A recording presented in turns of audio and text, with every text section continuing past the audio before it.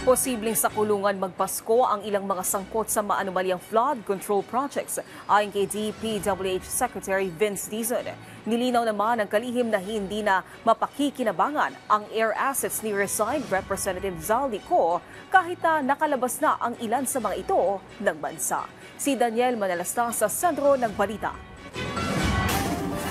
Lumabas ang mga nakalap na testimonya ng Independent Commission for Infrastructure o ICI na ang mansyon umano ni resigned Congressman Zaldico sa Pasig City ay hindi umano talaga bahay kundi ginagamit lang umano na imbakan ng mga umano'y nakukulimbat na pondo sa maanumalyang flood control projects. Sa salaysay ni former Bulacan Assistant District Engineer Bryce Hernandez na nakasaad sa interim report na isinumite ng ICI sa Ombudsman, sinabi nitong natuklasan niyang walang mga furniture ang bahay ni Ko sa isang prestihiyosong village at tanging mga luggage lamang ang nakita niya rito.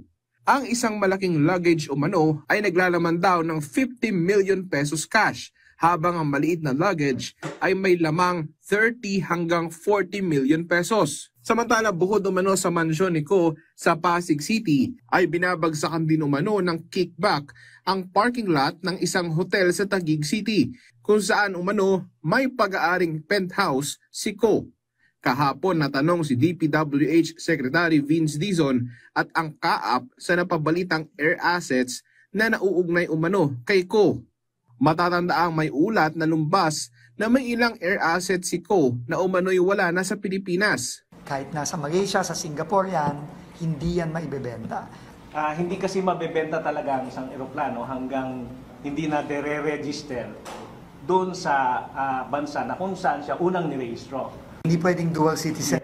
Kumpiyansa naman si Dizon na may maghihimas ng rehas na dawit sa korupsyon sa Kapaskuhan. May pinahapyaw na rin siya. Ang unang kasong magamang ipa-file ng Ombudsman ay yung kaso na final ng DPWH noong September 13, if I'm not mistaken. No, ito yung sa Bulacan 1st District, 26 people. Kampante kami na yung 26 na yon sa Pasko sa kulungan magpapasko lahat. 20 DPWH personnel and 5 contractors including Sara Diskaya. Binahagi naman ng Bureau of Customs na target sa November 15 ang pagpapasubasta ng mga luxury cars na nadadawit din sa kontrobersiya sa flood control. Yung talagang medyo umuusad na would be the 7. Again, they submitted a voluntary forfeiture. I'm referring to the Diskayas, meaning to say that they'll no longer contest yung 7 vehicles. Daniel Manalastas para sa Pambansang TV sa Bagong Pilipinas.